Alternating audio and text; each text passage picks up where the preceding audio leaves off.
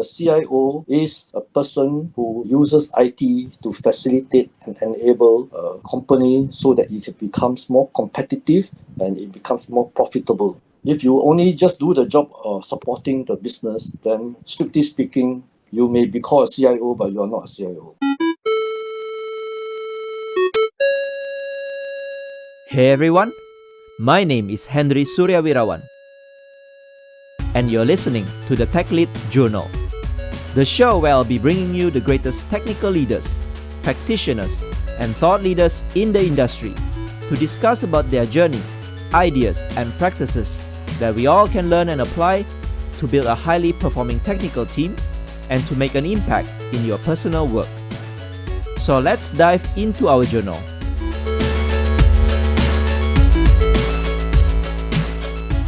Hello everyone, welcome to a new episode of the Tech Lead Journal podcast.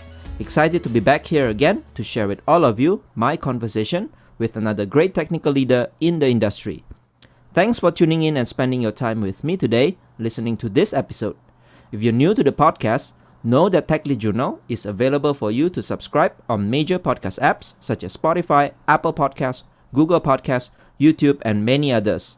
Also, do check out and follow Tech Lead Journal social media channels on LinkedIn, Twitter, and Instagram. Every day, I post nuggets of wisdom from the latest podcast episode, and I share them on those channels to give us some inspiration and motivation for us to get better each day. And if you'd like to make some contribution to the show and support the creation of this podcast, please consider joining as a patron by visiting techleadjournal.dev/patron. I highly appreciate any kind of support, and your contribution would help me towards sustainably producing this show every week. For today's episode, I'm very happy to share my conversation with Professor Alex Siow. Alex is currently a professor in the School of Computing at the National University of Singapore, or NUS, and also the director of NUS's Advanced Computing for Executives. With a career that spans over 4 decades, Alex Siow is well known as Singapore's first CIO in the 1990s.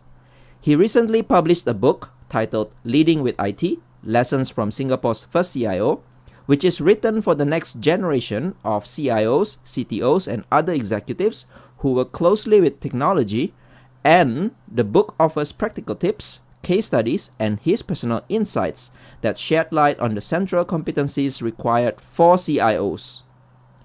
In this episode, Professor Alex shared with me his insights on the important role of a CIO, what he thinks the traits of a good CIO are, how a CIO manages his time, priority, risk, and governance. Professor Alex also shared with me his inspiring leadership philosophy that are highly appreciated by many people who work under him in his career. He also explained to me the concept of servant leadership, the true essence of it, and what it means to become a servant leader. Towards the end, Professor Alex shared his views on the future of technology and also remote working. Professor Alex is a very fun character, and I really enjoyed this conversation with him, and I hope you will enjoy this episode as well. And if you like it, consider helping the show by leaving a rating, review, or comment on your podcast app or social media channel. Those reviews and comments are one of the best ways to get this podcast to reach more listeners, and hopefully they can also benefit from the contents in this podcast. So let's get this episode started right after our sponsor message. Are you looking for a new cool swag? Tech Lead Journal now offers you some swags that you can purchase online. These swags are printed on demand based on your preference and will be delivered safely to you all over the world where shipping is available. Check out all the cool swags available by visiting techleadjournal.dev/shop. And don't forget to brag yourself once you receive any of those swags. Hey everyone, welcome back to another episode of the Tech Lead Journal. Today I'm very excited to have someone from Singapore, a professor. His name is called Professor Alex Siow. He's well known in the industry here in Singapore, especially well known as the first Singapore CIO. I saw his book in a bookstore lately and invited him to have a chat in this podcast. He willingly agrees. Hopefully, Professor Alex will be able to share a lot of wisdom. So welcome to the show, Prof. Hello, I'm glad to be here. So, Professor, for those people who don't know you, maybe would you like to introduce yourself, maybe telling about your career journey, your highlights and turning points? Yeah, Henry, I started as a civil engineer because I went for studies in Germany on a Singapore government scholarship.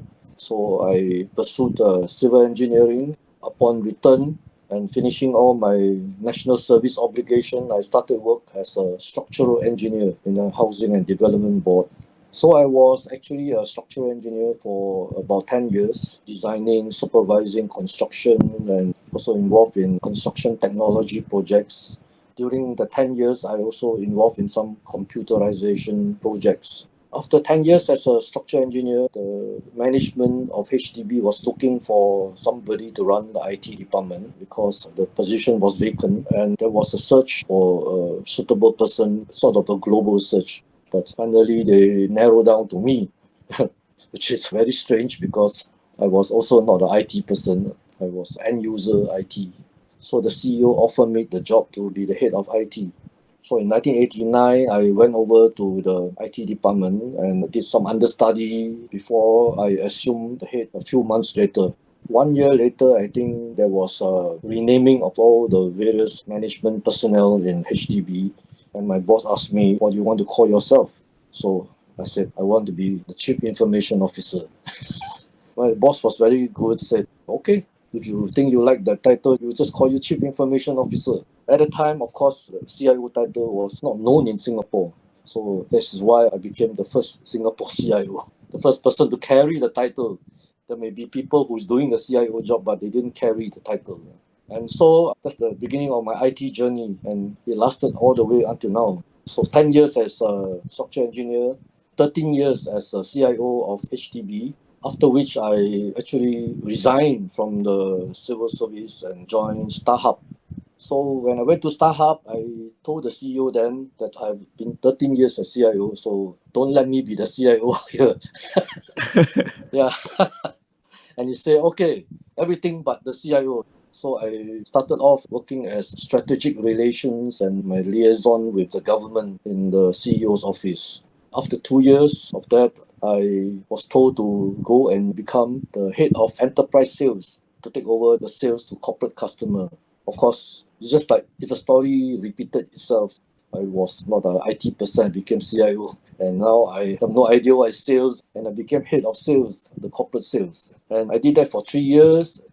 And then the CEO said, yeah, I promise you, you won't be CIO, but I have to break my promise because there is a big project which was undertaking.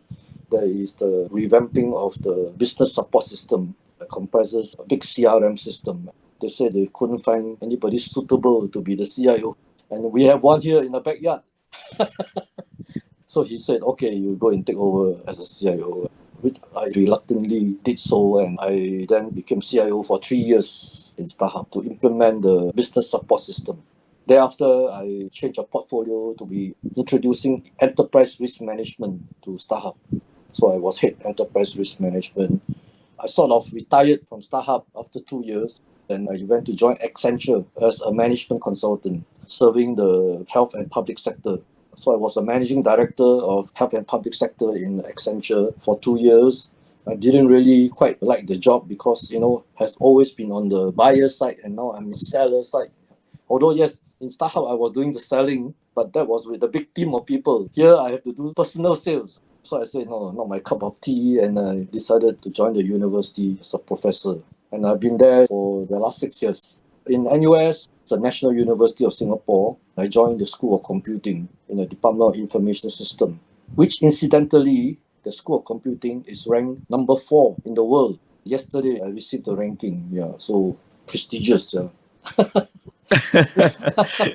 I didn't know when I joined them. So then I also been asked to take care of the Executive Education Center for the School of Computing. So I teach and then I run the Executive Education Center. So thanks for sharing your story, Prof. I think it's really, really interesting. Like the situation where you are being asked to do a role which you were not so-called expert in, and you are willing to take the challenge and succeed after that. That's really amazing. So I saw your book in the bookstore lately. So what made you write the book? In the early days when I first became the CIO, there were lots of people who don't know what is a CIO.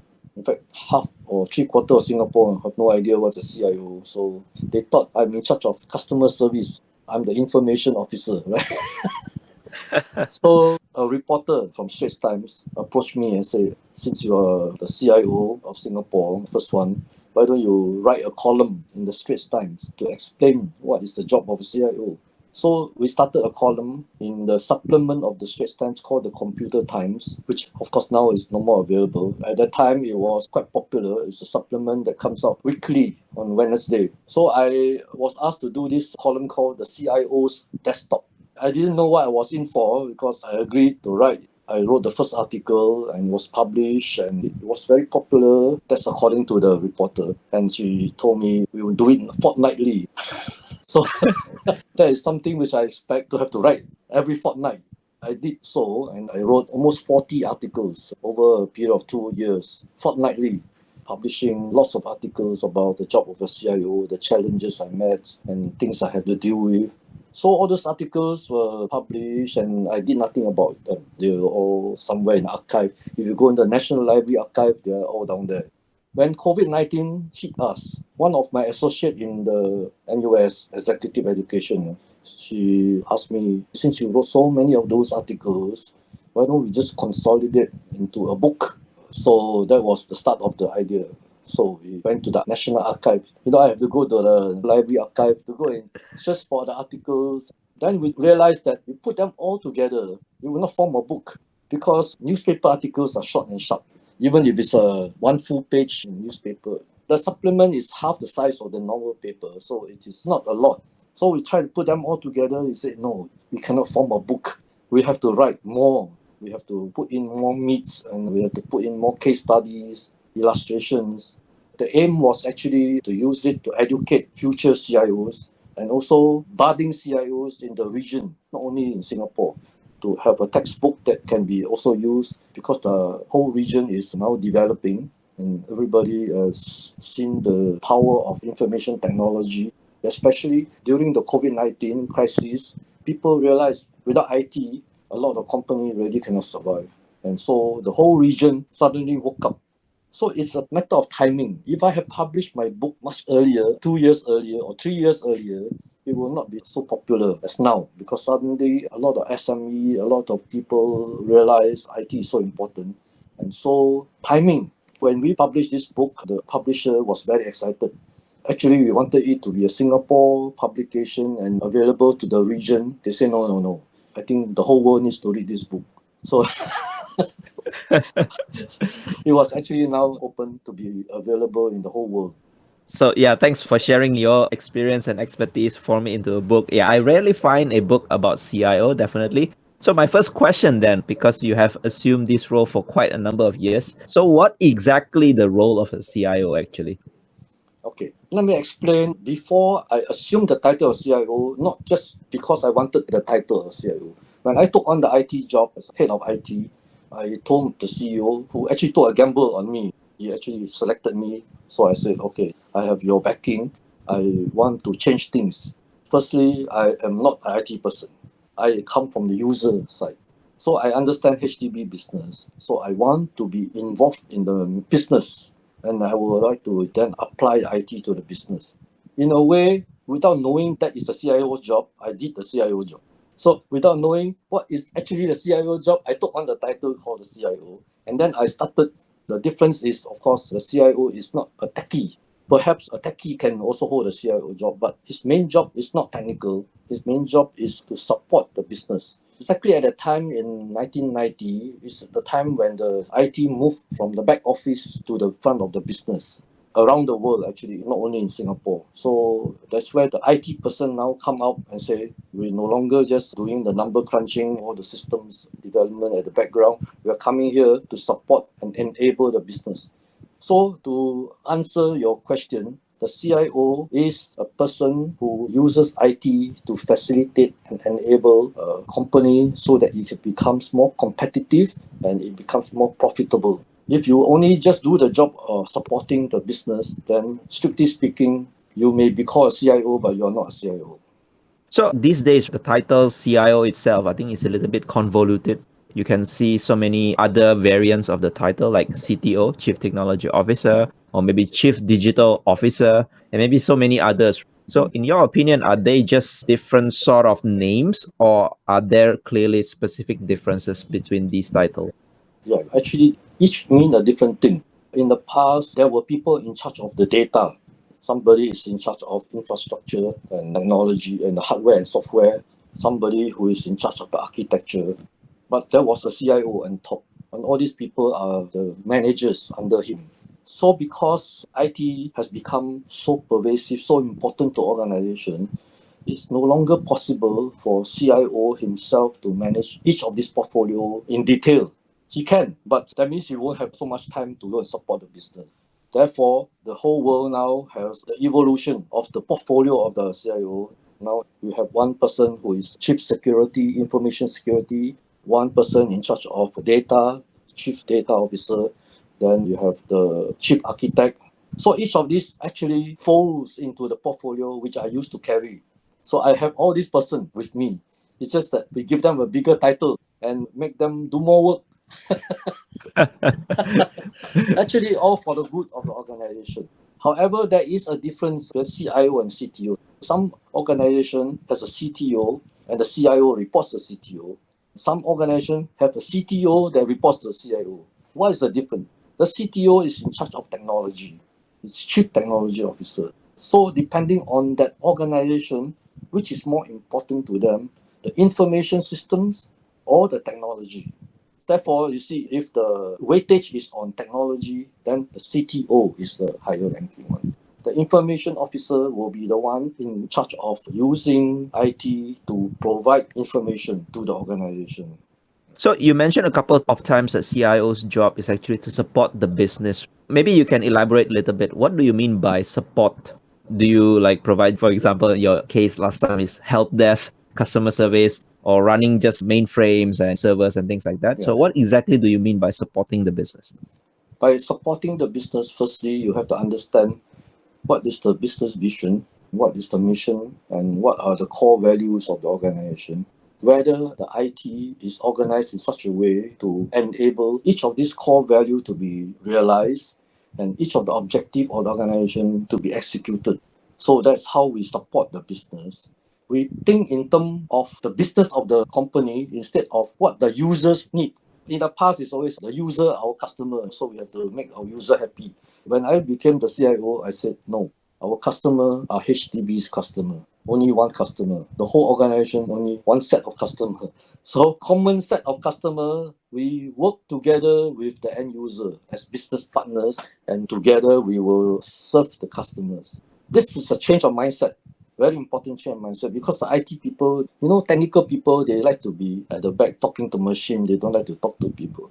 So I have to twist that around and say, now, if the user have no idea what to do to serve the customer better, we come up with ideas. And that's how we bring IT to the front. However, of course, we always must recognize that the user, the business heads, are the one responsible for the business. So although we can offer them ideas, please do not take away the credit from them. Give them the due credit because ultimately the risk is borne by them, the risk of serving the customer. We only enable them to do it better. So I know that it is probably a little bit of challenging situation to describe the many few things that a CIO needs to do well. But if you can look into maybe your experience or the best CIOs available out there, what are the good traits of a good CIO? Maybe execution, prioritization, and things like that. But maybe if you can summarize and share with us, what do you think are the good traits? The most important skill set that the CIO has to have is actually project management. Today we talk about project, program, and portfolio, right? Actually, the CIO is the chief portfolio manager of all the information systems in the organization. The most important trait he has is project management because you have to execute everything according to budget, according to schedule. This is one of the most important things. The other thing is, of course, he must be able to speak the business language. Because if you want to go and talk to the business people, you can't show them all your technical jargons and all that. They won't understand what you're talking about. For example, we want to introduce RPA. What is that? Now we are into the fourth industrial revolution. They won't understand all this, so we have to cut the techno speak and speak confidently to the end user. Another important thing is we have to earn our right at the table. That means I told the CEO I want to be part of the management team. I mean, if the management meets, I want to be there too. So then you have to earn your right to be at the table. So I told all my staff that first we have to do our things right to earn our speaking right. If you don't even do our own bread and butter, keep the lights on operation well, then people will not trust what we say. We don't have the speaking right to say that we want to implement this system, that system. You can't even do anything right. How can you tell us you want to do this system or that system and you want to spend how much money and all that? So in the initial days when I took over, I already have to get all my operation ship shape, get them all battle ready, and getting the lights on is the most important before we can now talk about enabling. Another thing important is know how to keep your promises. That is very important because there was a survey done, I think, by one survey organization, one management consultant. They say among all the top management position, the CIO has the shortest lifespan. That's why I said in my book, sometimes we call them career is over, CIO. It's because a lot of us overpromise. Good customer service means you deliver more than what you promise. Don't promise so much. Promise the sky and deliver the earth. So those I think are the few important things that differentiate a good CIO from a not so good CIO. Right. I personally think CIO definitely needs to have an execution, but I didn't know that exactly when you mentioned project management. So now it makes sense like CIO needs to run multiple streams of work, multiple projects, like you mentioned about data security, infrastructure, and things like that. So all this becomes a portfolio under CIO, and they need to be able to manage those things very well. You also mentioned just now that a CIO needs to understand the business vision, the mission, and the values. So, what do you think a CIO needs to do in order to cultivate this mindset across the people within the IT departments? In the first place, when you want to run an organization, you know that the CIO achieve results through his people. He may be the smartest guy, but without all his staff to execute, he's nothing. So for me, motivating all the staff is very important. But how do you motivate people? People are motivated when they have a dream, when they can identify with you. So very, very early days in 1991, I started to say, in order for our staff not to resign, and every time you have a turnover, we have a big problem for us because they are highly skilled people, you have to train them and all that. So for them to stay on with us, they must share the same dream as us. So we have to come up with IT vision. I think we are one of the first organization in Singapore to come up with a 10-year IT plan. But of course, that time it was 1991, so it was supposed to be up to year 2000. That's why we call it Vision 2000. We gathered people together, the IT people, and then came up and planned what would be IT like in year 2000. How would HDB utilize IT to serve their customers by the year 2000? So we have things like web page. Before internet was even invented, we already talk about using electronic means to talk to people and communicate with them. So with the vision, the staff get very excited. They say these are all the things that are coming along. If they stay on with the organization, they will get to play with all this technology. So we actually put a technology roadmap as well into the Vision 2000. We also came up with IT training strategy for the organization because you can do all the magic, all the beautiful system, but the people do not know how to use. So for me, I said we have to train the users so that if the users need all this system, then we are creating demand for ourselves. Because I was trained as a sales last time. Why I was able to do sales because even in HDB as a CIO, I was doing selling. So in order for people to want to continue to ask us to do system, we have to first educate them. But that's a two-edged sword. You train all the end users very well, you know the demand very high on us, and then if we are slow, they will start doing system themselves. And then we create this problem of shadow IT when end users start doing system for themselves. You always have to weigh pros and cons of whatever you do. That is one of the important traits of a CIO because everything that we do in IT carries a risk, and risk management is a very important trait because everything that we do is risky. Because let's say you decide to invest in a system and the system actually is going out end of life. And we did not do the proper due diligence, the research, and then we go and do, and then we get into trouble. So one question I have when you explain about this, I mean, these days technology moves very fast. Setting like a 10 years vision probably is a little bit hard, especially with all the new advancement in technology. Yeah. Sometimes within 1 year, you can see totally different technologies coming. And also about the talents, because there are so many technology enabled companies these days, people have more options. They are willing to jump from one company to the others. I think this might be a challenge, but what's your view about all these? So how to make it relevant with the current pace of technology and the talents that are available out there? In the first place, technology today moves very fast. In the early days, I was able to do a 10-year vision because technology was not that fast. But today, if I say do a 10-year plan, probably we can take the Gartner hype cycle. We know all the technologies coming up. But you actually compare all the technology hype cycle of Gartner, you see that a lot of technology is added every year. As you said very correctly, so many things are coming along so fast. How can our plan be anything meaningful? However, not so meaningful plan is better than no plan. We can put in all these things and say what we want to do, and then some of the technology fall through and then disappear. Then we have to adjust the plan. So a technology plan that's relevant to the organization must be updated and reviewed annually, and always look at the technology, at how it can enhance customer service, how it can enhance business. When I teach my class to my student, I said, we are the information systems people. Why do we do information system? Only for one reason, to support the company. And why does the company go into business? Because it wants to make money. So I asked the student, name me one organization that does not need money.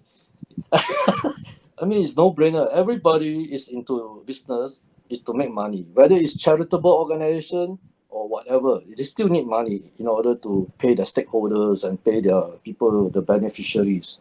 Therefore, always think of all the technology that is going to be beneficial for our customers. And that you will already seep out quite a lot of them. So some are nice to have, and some are nice to play with, but are they very useful for us to serve the customer? So how about the talent management part, the retaining of them? Because technology moves so fast, options are available a lot these days. So how can you so-called nurture and make people stay within the IT organization? In the early days, I could because I gave vision and told them we are the best. We make the organization the best.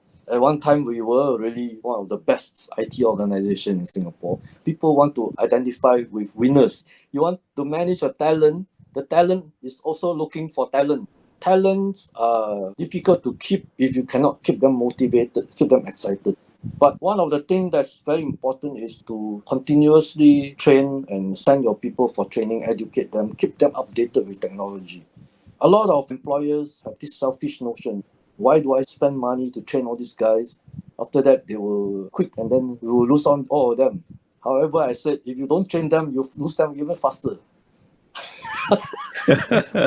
So either way, as I mentioned just now, everything comes with risk. So it's a matter of balancing your risk.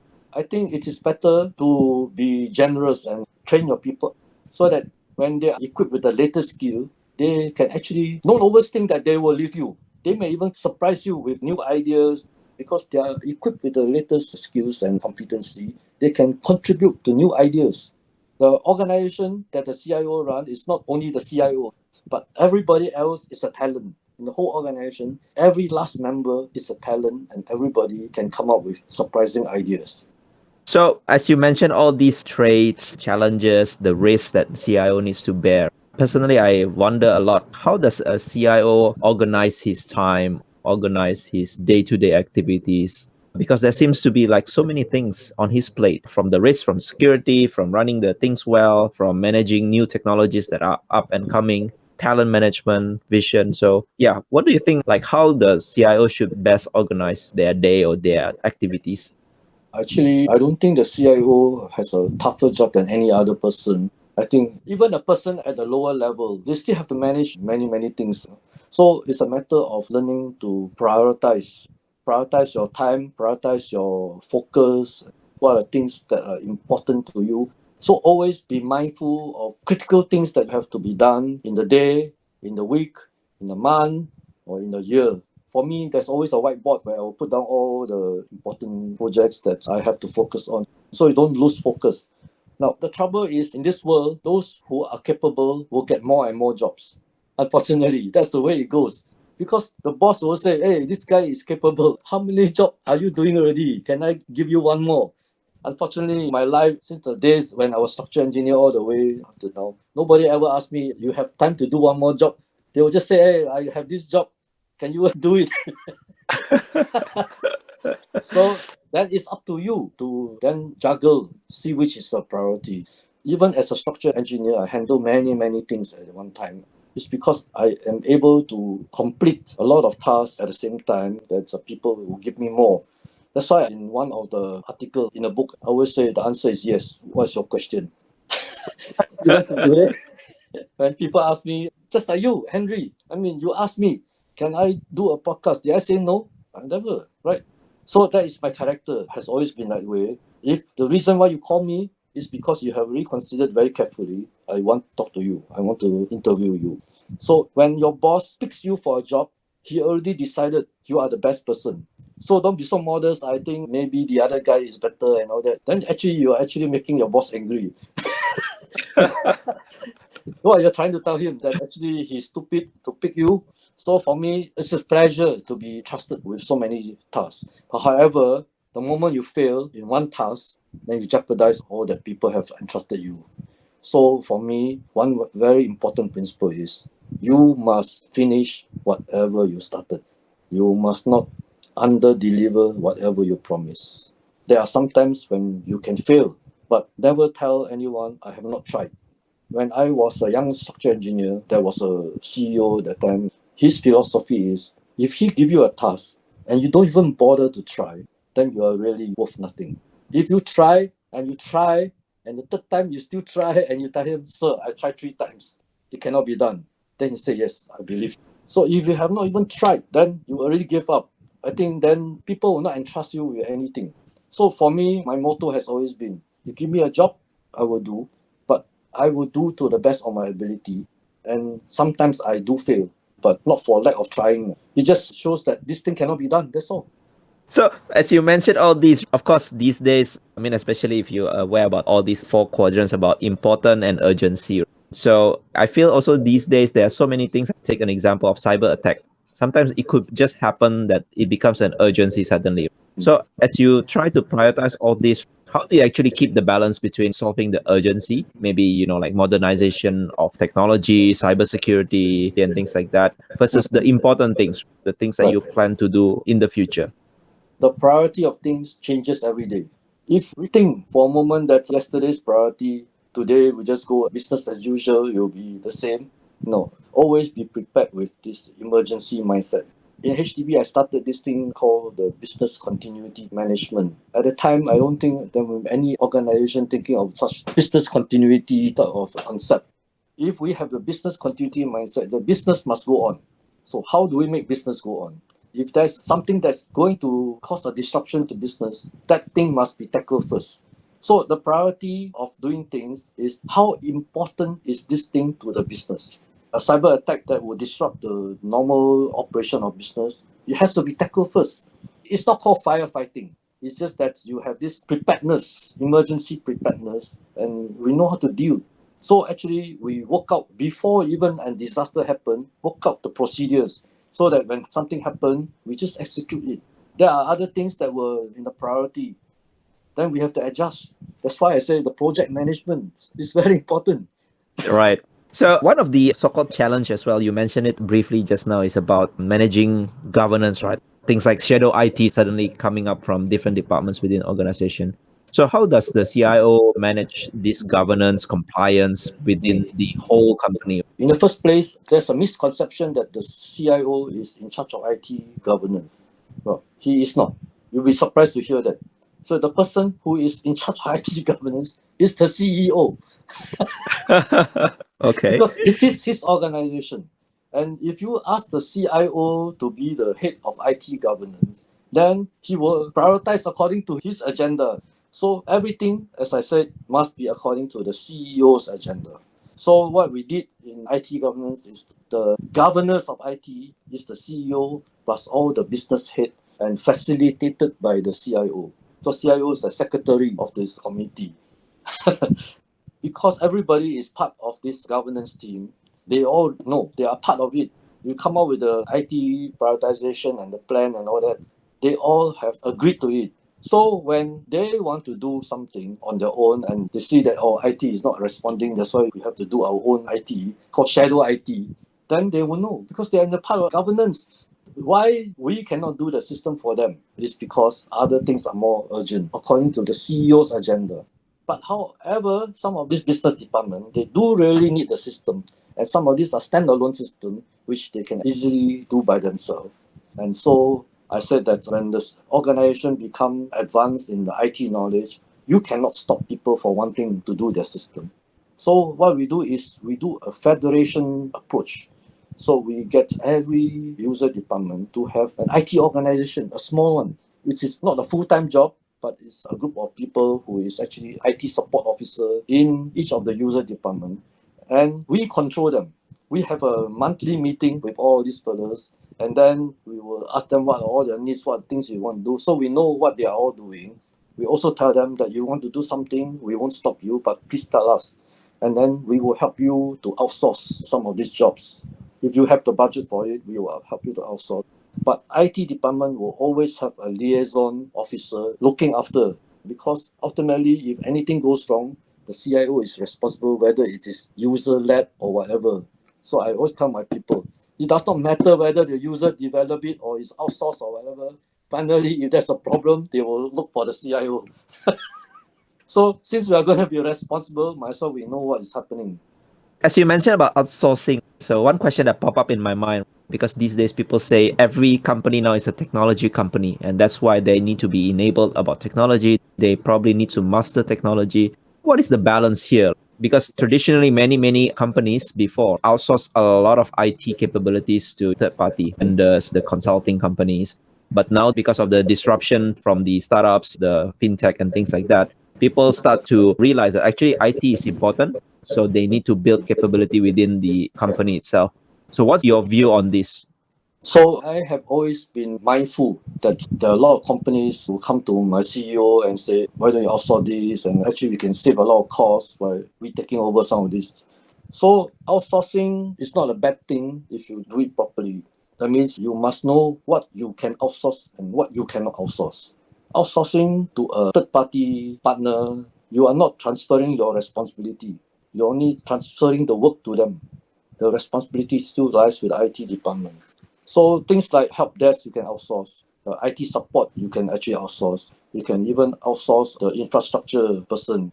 However, you have to retain the architect. You cannot say I outsource architect also, because then the vendor knows more about your architecture than you yourself. Security I don't outsource because it's too delicate, too important.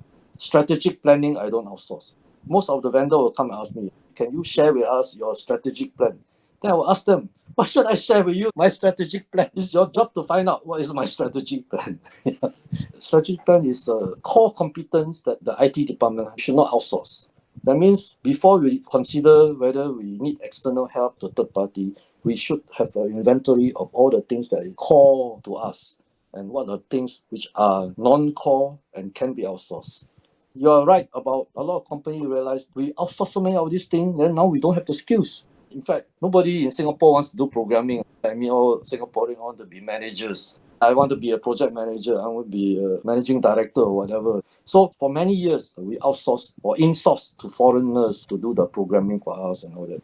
Then how do you get the Singaporean back to do all this programming low-level work?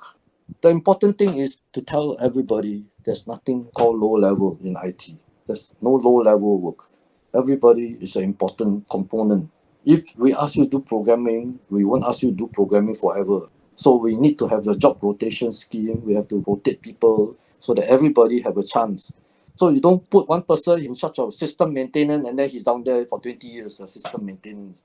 Then after that you outsource. After that nobody can know how to maintain. So by having a rotation scheme for everybody and also saying that no job is low level, everybody is important. So everybody has to equip with all the skills from low level to high level. I think that's one way that we can overcome this. We still can outsource if it's because of costs, but our people still have the knowledge because we have gone through the ranks. As you mentioned about this Singaporean traditional way of thinking, they want to be managers. But lately, I also discussed with a few of my guests. There seems to be a lot of lack of skills in terms of becoming a good IT technical leaders, which also brought me into starting this podcast. I'm wondering, because you are now teaching in a university as a professor, so what are some of your core things when you teach them before they start their professional journey? Are you talking about technical skills or? It's more on the technical leadership, because core technical skills, I'm sure there are plenty of resources that you can just browse and Google and read. But leadership, I think, is still something that is quite rare, especially good technical leaders. What is your approach when you teach the students in your university? I teach strategy and I teach governance and I teach managing of emerging technologies. Leadership of all these IT people is ability to understand the domain. So if you cannot translate your system to a solution for the company, then whatever you're doing is no use. I give you an example. A lot of company now grappling with too much data overload, which is one of the chapter which I wrote here. All this data overload because indiscriminate collection of data. Every system collect data. In the old days, all organizations have this application-centric approach to data.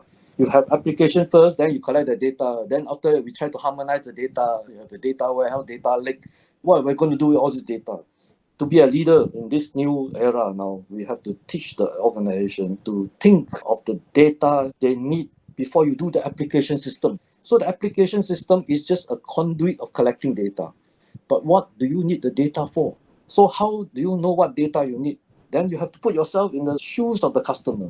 The customer doing business with you and you doing business with the customer. What are the information that you require when you do transaction with the customer? And that forms the basis of your data requirement. From there, then you build application system to collect this. Then the other way was actually the old way when you have so many application system, then you have data disparity and lots of data problem. Now, if you do a data centric, you only collect the data you require. And of course, under the current privacy laws, even more important, don't just collect data for the sake of collecting data. Think carefully what are the data you require. So at least if there's any data leakage and all that, we can contain because we know exactly what data we have. Totally makes sense. Thanks for sharing that. As I read the first few chapters of your book, one thing that strikes me, a lot of people, when they wrote in the preface or the accolades in your book, one thing that stood out from all these people is that they mention your leadership. Few people actually wrote nice things in the book. For people who are interested, you can read the book, of course. What is your philosophy for leadership, actually? Why you made all these people appreciate and honor your leadership? You may not know that I actually served in leadership position in the community. So I was president of the Computer Society, president of the IT Management Association. I was the first president of the Project Management Institute Singapore chapter, and I currently is a Cloud Security Alliance Singapore chapter chairman. I was a grassroots leader. I was a military commander. I was a battalion commander. So for me, why I'm always chosen to be a leader, not because I'm very outstanding. I think it's more because I deliver. So when I take on a leadership position, firstly, it's not because I want to be king, be the emperor or whatever. I go down there and say, okay, now, how can I serve you? I think that impresses a lot of people. That's why I wrote about servant leadership. Yeah. So when you become a leader, first thing to do is, as a leader, my job is not just to enjoy the fruits of leadership. I want to serve the people, to make my leadership worthwhile and leave a mark for people to remember me. You can be the president of something, and after you're gone, then people forgot that you were the president. I mean, how sad it is. So leave a mark. Even writing a book is leaving a mark, a legacy for people to remember what things I have done. So, as you mentioned about servant leadership, I know you mentioned about the key question, how I can serve you better. But Yeah. what is the actual essence of this servant leadership? Servant leadership is firstly, you put yourself in the shoe of the people that you serve. I'm looking at this leader, what I want from the leader. Same as what we want from our CEOs when we join a company. I'm sure when you join a company, you want the CEO to come up with some fantastic thing and then we will all prosper together.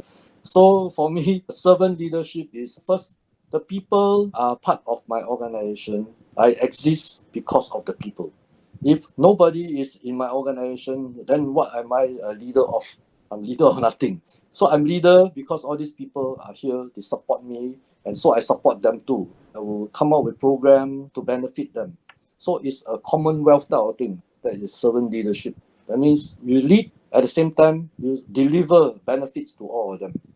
So, Prof, as we go into this current situation due to the COVID, working from home, remote work, and things like that, also disruption happening almost all the time. You can see a lot of technologies like deep fakes and so many other technologies that are harmful. What do you think, in your view, because you have gone through long years of professional journey being in the CIO at the top level of the technology and information systems? Looking forward, what do you think are some of the futures that we can foresee in terms of work, probably in terms of technology or in terms of business that are enabled by technology?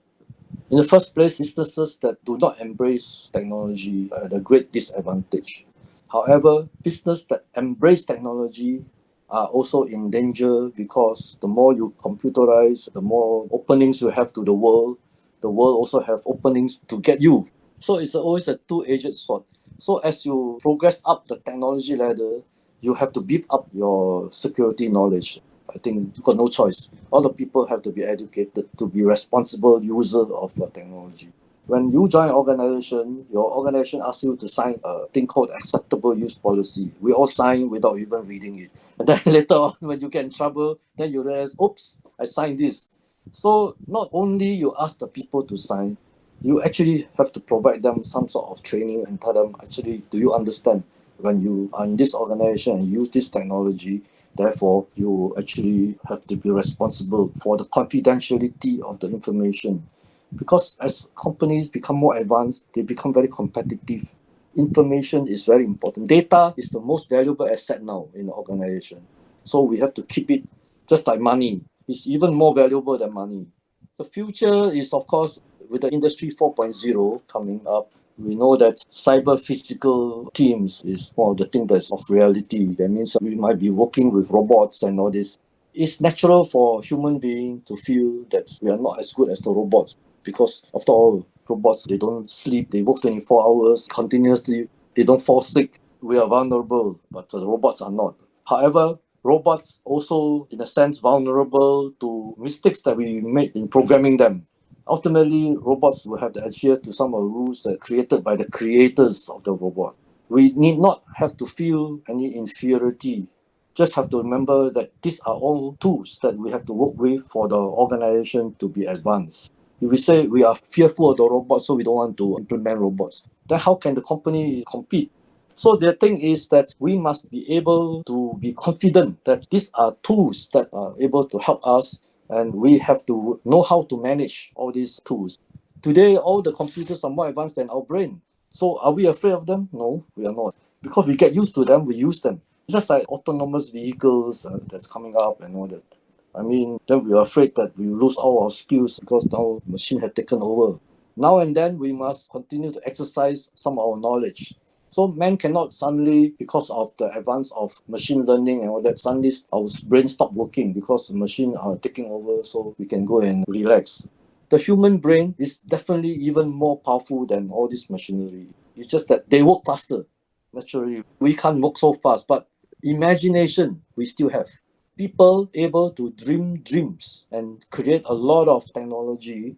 You put all the machine learning and learn. Yes, they can do things better, more precise.